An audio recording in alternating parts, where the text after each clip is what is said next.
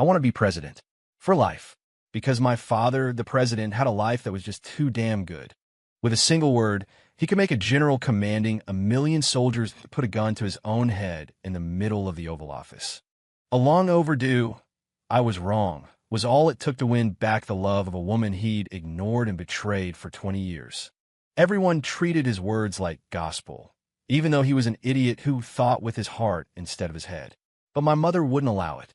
She said I was the son from the wrong marriage, the political afterthought. Even if I took the presidency, I'd still be the illegitimate one, the kind the official first lady could have quietly disappeared. But I really wanted to be president. So I orchestrated a security crisis at the Capitol, got rid of my older brother, and forced my father to declare that my mother was his one true love, his first wife in spirit, if not in law. That made me the legitimate heir. Now, looking down at the cabinet members and congressional leaders, all chanting my name, a thrill shot through me. This ridiculous, incredible power. It was finally my turn. One after my inauguration, the first thing on the agenda was a national talent search. My version of picking a cabinet. Because the only man who ever made a lasting impression on me was my father. But the list of unforgettable women was endless. Growing up in the White House, I'd met them all. The First Lady of Assassins, a quiet affair with a South American cartel leader. The First Lady of Medicine, a world-renowned surgeon. The First Lady of Melodrama, who survived more scandals than a daytime soap opera.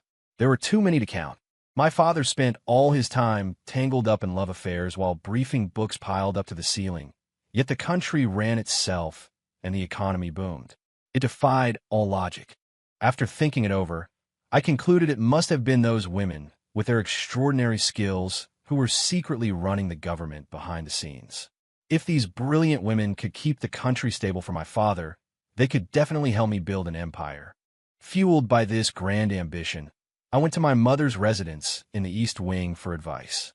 Ever since my little coup, however, my mother's mind had been slipping. She just kept muttering nonsense about legitimacy and bloodlines. But since she didn't object, I took that as a green light. On the day of the final selection, I sat in the Oval Office laser-focused.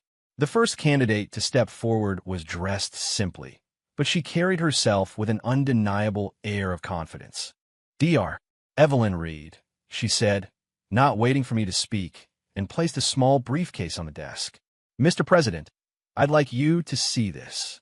Inside was a container of dull gray powder. As I watched, intrigued, she mixed the powder with water and used a small UV lamp to cure it. In less than a minute, the paste hardened into a block of material as strong as steel.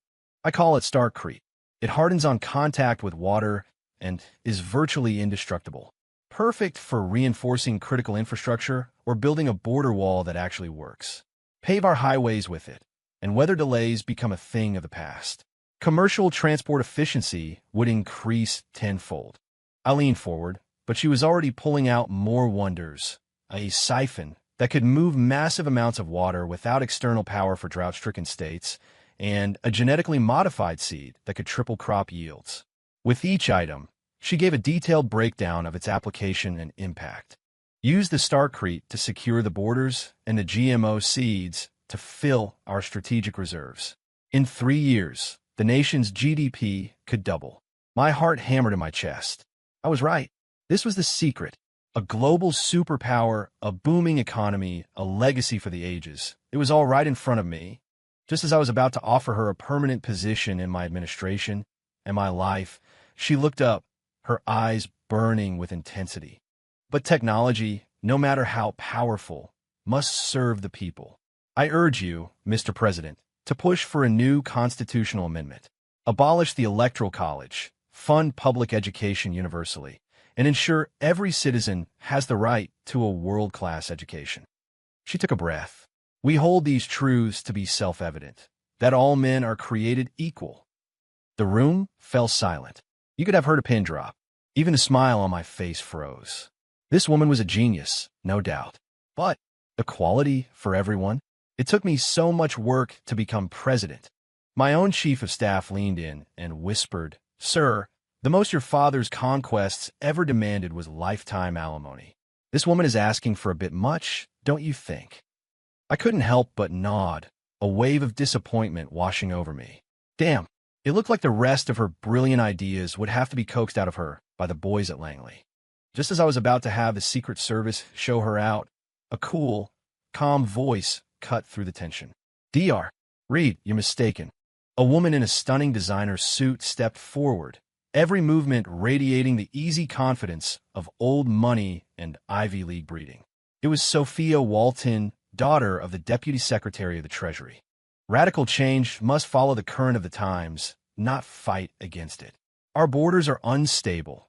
Our treasury is not yet solvent, and the old political dynasties still hold immense power. To force absolute equality now would lead to the collapse of our institutions. When that happens, and the country descends into chaos, wouldn't you, Doctor, be the one to blame? Evelyn Reed's face paled as she glared at Sophia. Sophia paid her no mind, turning to me with clear, steady eyes. I, Sophia Walton, believe we should first use this new technology to solidify our national security and enrich our people. Governing a great nation is like preparing a delicate dish. If you lift the lid before it's ready, you spoil the meal. A brilliant woman, astute and perceptive. I applauded. Effective immediately, Dr. Evelyn Reed is appointed my special advisor for innovation, and Ms. Sophia Walton is appointed special advisor for strategy. Seeing the defiant look still on Evelyn's face, I dangled a carrot. Evie, the day you can convince Sophia to join your cause is the day I'll consider your proposal. That was all it took. Evelyn's fighting spirit ignited. She shot Sophia a look. You're just a relic of the establishment. Give me 3 days, and I'll make you regret you were ever born. Sophia remained perfectly composed. And you're just a naive idealist from a textbook. How could you ever hope to outmaneuver someone who was born and bred in the D.C. swamp? Since bringing Evie and Sophia into my inner circle, my life in the residence has gotten a lot more interesting. They were like a classic sitcom rivalry, and every one of their debates was a masterclass in strategy and innovation. Prodded by Sophia's pragmatism, Evie churned out new inventions at an incredible pace. I was finally experiencing the joy of winning on easy mode. All I had to do was greenlight their projects and watch the nation's power grow. Being celebrated as a visionary leader for just hanging out with brilliant women, this was exactly the life I wanted. But, as they say, with great fortune comes great trouble. While Evie was a genius, every single one of her brilliant ideas required mountains of cold, hard cash. I stared at the budget report from the Treasury Secretary, my head throbbing. We were broke. Right then, a priority alert came in from the Northern Command. General Mark Colton, chairman of the Joint Chiefs, was returning victorious. His campaign had finally stabilized the volatile Northern Territories. I was ecstatic and decided to lead a full delegation of cabinet members and congressional leaders to greet him personally at the airbase. When we arrived, however, I saw the 4-star general step off the transport, and nestled in his arms was a plainly dressed country girl, her belly swollen with pregnancy. They were acting like a couple of love-struck teenagers, completely oblivious to the official ceremony underway. In front of the entire political and military leadership of the nation, General Colton disembarked, dropped to one knee, and addressed me. "Mr. President, mission accomplished. The Northern threat has been neutralized." Upon my return, I asked for no medals, no commendations, no further promotions. I am willing to trade all the credit for this victory for a single act of grace from you, sir. Grant the woman by my side, Brenda, an official title, recognize her as my partner, and give her the same standing as my wife, Audrey. A collective gasp went through the crowd. The politicians around me got misty-eyed. The whispers from the press corps buzzed like a swarm of mosquitoes. Trading a historic military victory for official recognition of his pregnant mistress? This was the stuff of romance novels. I watched the scene unfold, my expression unreadable. What a bunch of amateurs. I grew up in the White House. I've seen this drama 1,000 times. General Colton, your willingness to sacrifice your career for a woman is indeed touching, I said calmly. But I'm not one to only hear one side of a story. A marriage, after all, involves more than one person. I wonder how your wife feels about this arrangement. Colton seemed to have expected this. His face showed no trace of guilt, only righteous indignation. Mr. President, my wife, Audrey, comes from corporate background. She's stiff, boring, and utterly without passion. All she cares about is managing her family's business empire. We have nothing in common. In all our years of marriage, she's never even given me a child. But Brenda may be a simple country girl, but she's brave and passionate. She loves me for me, and she's carrying my baby. I can't live without her. I've already sent Audrey a message, he added confidently. I told her to be reasonable, to know her place, and not to make a jealous scene. I'm sure she'll be fine with it. She has to be. Fine, I said, my voice still even. I turned to my aide. Get Audrey Zhao on the line. Have her come here. No need, Mr. President. I'm right here. My words had barely left my mouth when a slim figure emerged from the crowd. She wore a bespoke power suit, and her face, free of makeup, possessed a striking, refined beauty. She saw me and immediately inclined her head in a gesture of respect. Audrey, I didn't realize you were here, I said. You heard what the general just proposed. He wants to trade his military honors to give this. Brenda, an official position equal to yours. What are your thoughts? Audrey raised her head. Her gaze swept over General Colton, who was now holding Brenda's hand tightly, as if he were looking at a complete stranger. She turned back to me. Mr. President, since marrying into the Colton family, I have been a devoted wife and a responsible steward of the family's affairs. While my husband was deployed, I single-handedly managed the entire Colton political machine, overseeing the livelihoods of hundreds of staffers and dependents, without a single day off. The Colton family's political action committee was hemorrhaging money for years. Not wanting to see their influence collapse, I have spent the last 5 years secretly subsidizing their operations with my own personal trust fund and investment profits. I have personally injected over $137 million to maintain the family's public image and ensure my husband could pursue his career without any financial distractions. She paused for a beat. As for the matter of being childless, the general and I have maintained separate bedrooms since our wedding night. That, I'm afraid, was beyond my control. Audrey's voice remained steady. I have done right by the Colton family legacy and by the families of the soldiers under my husband's command. I never imagined my 5 years of dedication would result in this public humiliation. Her tone became sharp as steel. My feelings for him are dead. I respectfully request, Mr. President, that you grant an immediate divorce between myself and General Mark Colton. The crowd erupted. General Colton's eyes went wide with disbelief, as if he was seeing his wife for the first time. He opened his mouth to say something, but the words died on his lips under her icy stare. His face turned a blotchy red, and he stood there, utterly lost. Watching this, I was ecstatic. Single-handedly managing a massive political dynasty and subsidizing it with over $100 million. This woman was the perfect person to run the national budget. Divorce granted, I said, striding forward to personally help Audrey to her feet. And Audrey, I was wondering if you would join me for dinner tonight. She froze, staring at me in disbelief, as if she couldn't trust her own ears. I met her gaze, my smile unwavering. My administration is in desperate need of a brilliant and discerning mind to oversee the nation's finances. I can't think of anyone more qualified. Before Audrey could even process it, the personal assistant beside her burst into tears of joy. Mom, she whispered urgently, the president grants your divorce, and in the next breath, he asks you to join him. It's obvious. He must have been in love with you for years, but he stood aside because of General Colton's power. He couldn't bear to see you hurt any longer. For him to make his move now, so publicly, he must be crazy about you. Congratulations, ma'am. You finally found a man who deserves you. The crowd of politicians and press bought it completely. I had no idea the president was such a romantic. Someone whispered, General Colton is going to be kicking himself. The wife he threw away is the woman the president cherishes. It just goes to show you, the general wouldn't know a diamond if it was sitting in his own house. Join him. Join him.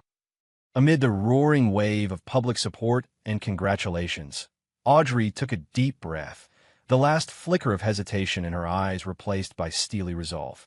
She faced me and bowed her head once more. Audrey Zhao, thank you for your immense generosity, Mr. President. You've offered me a sanctuary when I had none. I would be honored to serve you in any way I can. Excellent. Truly excellent. I laughed, personally taking her arm. Please rise, Audrey. From this day forward, you're my special advisor for finance. The moment I took her arm, the color drained from General Colton's face. It was as if his brain suddenly switched on, and all the memories of Audrey's sacrifices came flooding back. He regretted it. Mr. President, you can't. Colton fell to his knees, his face a mask of panic. Sir, I was wrong. I take it all back. I don't want a second partner. I'll give back the victory, the commendations, everything. Just please give Audrey back to me. I swear I'll change. I'll treat her right. Brenda, realizing her dream was evaporating, knelt beside him, sobbing. Mr. President, the General and I are truly in love. Please don't do this to us. I looked down at them with utter contempt. I grew up on this stuff. I've seen this scene a million times before. It's the classic second chance romance drama. To willingly discard such a capable woman only to regret it when she's gone. What a pathetic waste of talent. I would never make such a stupid mistake. The problem with these dramas is that the woman almost always forgives the man in the end. Now that I'd found the perfect person to manage the nation's finances, there was no way I was letting her go back. I put a protective arm around Audrey's waist, my gaze turning razor sharp. General Mark Colton, your military victory was worthy of the highest honors. However, you have displayed arrogance and a shocking lack of character. And this woman, Brenda, has conspired with you to undermine the integrity of this office. Neither of you will be forgiven. Agents, the Secret Service agents, step forward. Take General Colton and Ms. Brenda into custody. See that they are dealt with. Quietly. Click, clack. At my command, the elite soldiers who had accompanied Colton immediately raised their rifles, forming a protective circle around their general. Colton's face went white. No, Mr. President. I misspoke. I was rambling. Please, sir, consider my service record. The 50 divisions I still command on the northern border. Just give me one more chance. So what if you command 50 divisions? Seeing his defiance, I flew into a rage. I am the President of the United States. Are you telling me you're going to disobey a direct order? I am ordering you to resolve this situation yourself, General. I know it's a difficult choice, but it's an order. A tremor went through Colton's body. His face was a picture of utter despair. Finally, he drew the service pistol from his hip and pressed it to his temple. Before he pulled the trigger, he looked at Audrey, his eyes full of desperate love. Audrey. But my new advisor for finance just watched him, her expression as placid as a frozen lake. Seeing that, the last bit of hope in General Colton died. Bang!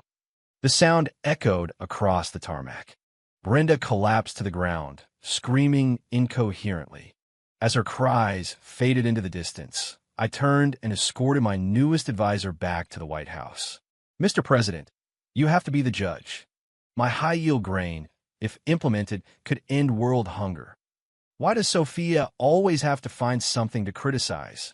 Evie stood before me, holding a stalk of golden wheat, her cheeks puffed out in frustration. Sophia scoffed. Double the yield? That's the easy part. What about storage, transport, distribution? Do you have any idea how many corrupt middlemen and local officials will skim off the top? In the end, the corporate farms get richer, and the treasury and the people get fleeced. Your miracle grain will just be fertilizer for a new crop of grifters. Audrey, my financial advisor, rubbed her temples and slapped a ledger down on a coffee table. Could you both keep it down? Evie, your R&D department was $30 million over budget last month. I'm trying to stretch every dollar, and you're spending money like it grows on trees. Evie, already fired up, turned on her. Audrey Zhao, so what if I spend a little of your precious money? This is a project that will benefit all of humanity. People would kill for the chance to fund my work. Amidst the bickering of my 3 advisors, I calmly let my valet help me into my suit jacket, preparing for the day's cabinet meeting. Another fulfilling and exhausting day. In the cabinet room, the atmosphere was solemn. The leaders of every department stood, paying their respects. However, as I reviewed the latest tax revenue report from the Treasury, my mood soured. Audrey's concerns weren't unfounded. On paper, the nation's coffers were filling up, But corruption at all levels of government was like a cancer, impossible to root out. Finding a way to surgically remove these parasites was a monumental task. As I pondered this, a young, junior official from the back of the room suddenly stepped forward. She was dressed in a simple, off-the-rack suit, but her voice crackled with suppressed rage. "Mr. President, I wish to file a grievance." All eyes turned to her. She was slight of build, with a face that was almost delicate, but her eyes blazed with a startling intensity. "Proceed," I said with a wave of my hand. "The grievance I wish to file is against every person in this room, including you, Mr. President." Her words were a bombshell. The room fell deathly silent. "Insolence," a senior cabinet member sputtered. "Who is this lunatic? How dare you slander the president?" The young official didn't flinch. She stood straighter, her voice ringing with passion. "Slander? Then let me ask you, Mr. President, do you know why, after Congress allocated $800 million for disaster relief in Louisiana, tens of thousands of people are still homeless and starving? It's because $500 million of it was siphoned off by the governor and his cronies. And do you know why our soldiers on the northern border are using outdated equipment and wearing worn-out uniforms, despite a record-high defense budget?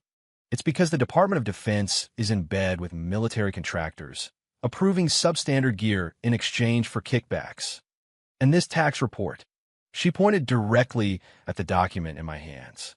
"The revenue from tariffs looks good on paper, but the reality is that the regulatory agencies have become tools for corporate extortion. Public outrage is at an all-time high, and the Treasury is only seeing a fraction of what it's owed." With every accusation, my own heart beat faster. I wasn't completely ignorant of these issues, but I lacked the hard evidence to act. This woman, however, was laying it all out as if reading from a script. "You sit in your White House, Mr. President, but do you know what the people are saying?" She stared at me, her look a mixture of disappointment and challenge. "They say that the current president has the ambition to make the nation strong, but lacks the will to clean up the corruption. They say if this continues, there won't be a nation left to govern." Outrageous. The head of my Secret Service detail put his hand on his weapon, waiting for my signal. But even at the sight of the weapon, the official held her head high. "I may be a woman, but I am also a patriot. If my words can serve as a wake-up call to this administration, then I am prepared to die for them." The moment the words left her mouth, she realized her slip-up. She quickly covered her mouth, her face turning pale. The cabinet room was silent again. "A woman?" The officials looked closer, noticing for the first time her lack of an Adam's apple in her slender frame. She was, indeed, a woman who had been posing as a man. A woman in a federal position. "This is an outrage, an affront to tradition," one of the old guard senators stammered, clutching his chest. I nodded. "You're right. A brilliant woman like this is wasted in a boring government job. I'm making you a special advisor." The woman stared at me, completely stunned. "Oh, a special advisor?" When the reality of my words sunk in, a blush crept up her neck. "Mr. President, the White House is no place for me. I would rather die than be confined to an office." "My dear advisor, you've got it all wrong," I explained patiently. "The way I run this country is by relying on Advisor Reed's ingenuity, Advisor Walton's strategy, and Advisor Zhao's financial acumen. These men in this room can debate policy from dusk till dawn and get nothing done. Can any of their hot air compare to a single one of your truths?" My words seemed to daze her. She looked around the room, and a flicker of understanding crossed her face.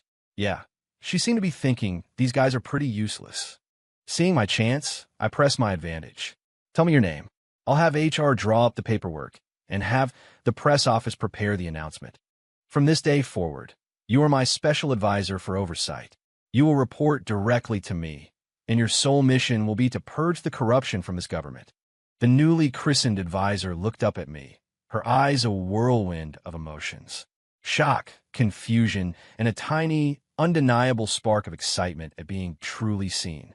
Finally, she spoke, her voice barely a whisper. My name is Clara Chun. I accept your offer, Mr. President." My new advisor for oversight, Clara Chun, was a once-in-a-generation talent. She never had to leave her office. Using nothing but her incredible intuition and a network of whistleblowers, she could sense corruption anywhere in the country, pinpointing graft with surgical precision. I followed her advice, launched a series of investigations, and soon the government was running cleaner than ever, and the national treasury was overflowing. Just as the nation was entering a new golden age, a crisis erupted. One day, I was relaxing in Evie's workshop in the West Wing when the sound of explosions and the roar of engines echoed from outside. The entire building seemed to vibrate. An aide burst in, his face ashen. "Mr. President, it's terrible. The Northern Horde. Their Khan is leading a 1,000,000-man army. They've breached the border defenses and are surrounding the city. D.C. is under siege." What? I shot to my feet.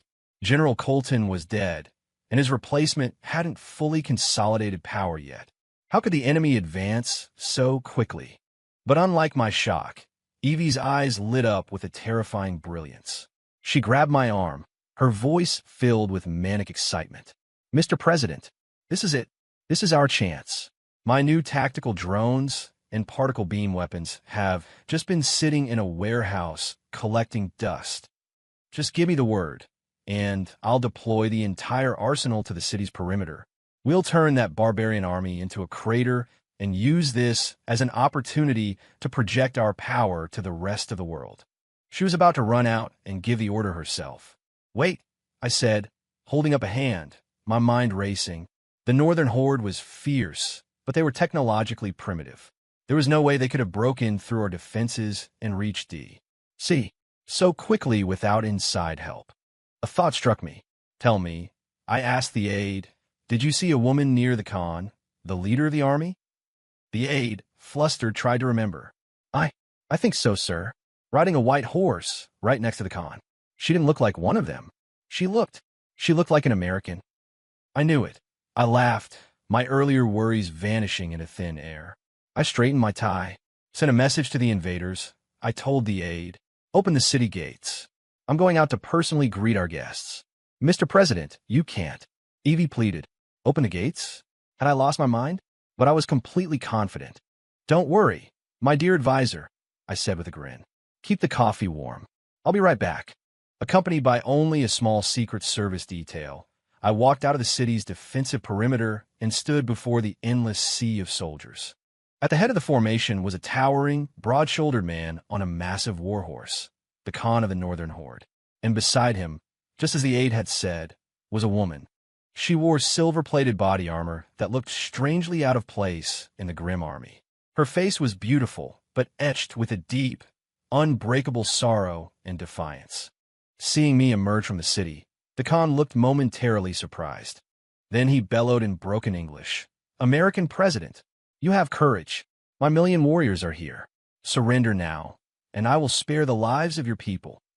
I ignored him completely. My eyes were fixed on the woman in armor. "You know," I said in a gentle voice, "you look incredibly familiar." The woman's entire body trembled. She looked at me, her eyes wide with disbelief. A moment later, her eyes filled with tears, and her voice choked with emotion. "Mr. President, I've been reborn. In my past life, I was one of your advisors. You listened to lies and rumors, and you had me executed. You left me to die in the cold. In this life, I traveled to the desolate north and found a man who truly loves me, the Khan. I brought his 1,000,000 soldiers here, not for power, not for revenge, but just to stand before you and hear you say 2 words. I'm sorry." "I'm sorry," I said, without a moment's hesitation. I stepped forward and took her hand. I was blind and foolish in my past life. In this one, I swear I will not fail you. The woman, whose name I now remembered was Isabel, froze. A second later, she collapsed into my arms, sobbing. The years of resentment and hatred she had carried dissolved in the face of my sincere apology. The Khan, seeing this, roared with rage. "American President, what trick is this? Isabel, don't listen to his lies." I continued to ignore him, speaking only to her, my voice full of earnestness. "Isabel, the one who wronged you is me. If you still have anger in your heart, I will bear the full weight of it. But the people of this nation are innocent. Why should millions of lives be destroyed because of a personal grudge between us?" I'm only asking you to convince the Khan to stand down. Isabel looked into my sincere eyes, then at the furious Khan beside her, and then at the terrifying army behind him. Her heart was in turmoil. Her only goal had been to force me to admit my mistake. Now that I had apologized so readily, what reason was there for this army to advance? My love. She turned to the Khan, her eyes pleading. He apologized. Let's go home. Go home. The Khan couldn't believe his ears. Isabel, we fought through hell to get here, and you're giving up because of a single apology? He's playing you. But he came out himself. He apologized in front of everyone. Isabel was weeping now. I just wanted justice. Now that I have it, I can't be responsible for the deaths of countless people. I sighed dramatically.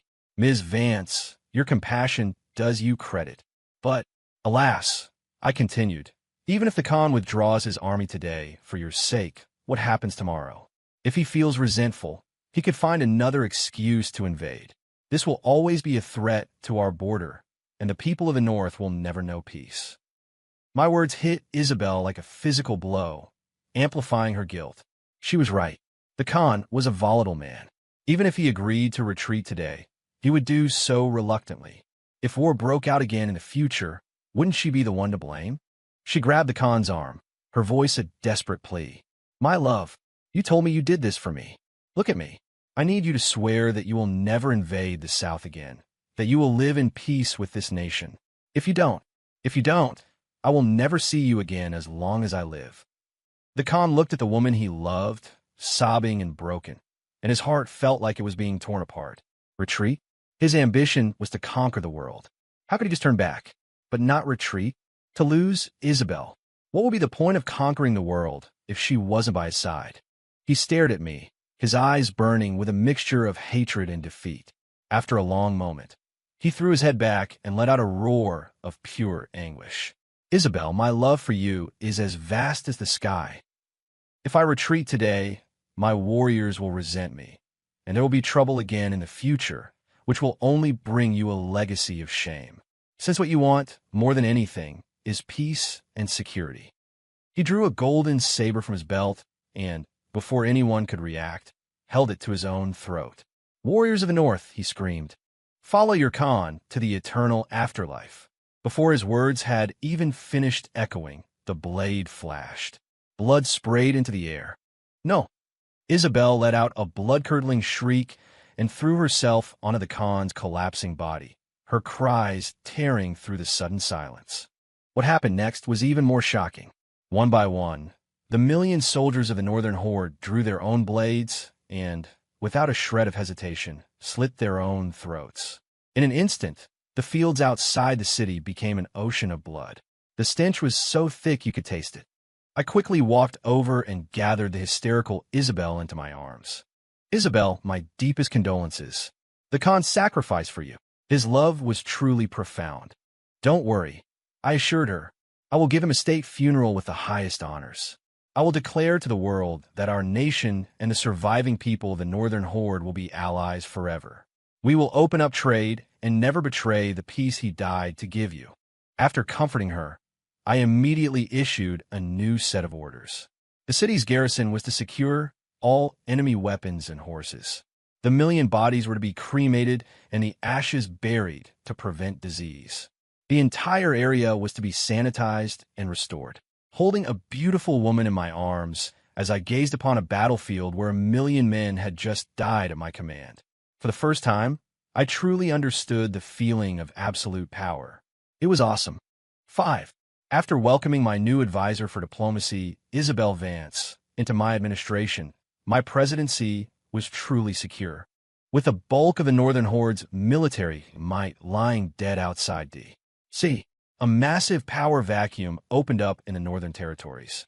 Without firing a single shot, the nation's borders expanded by thousands of miles, nearly doubling our landmass.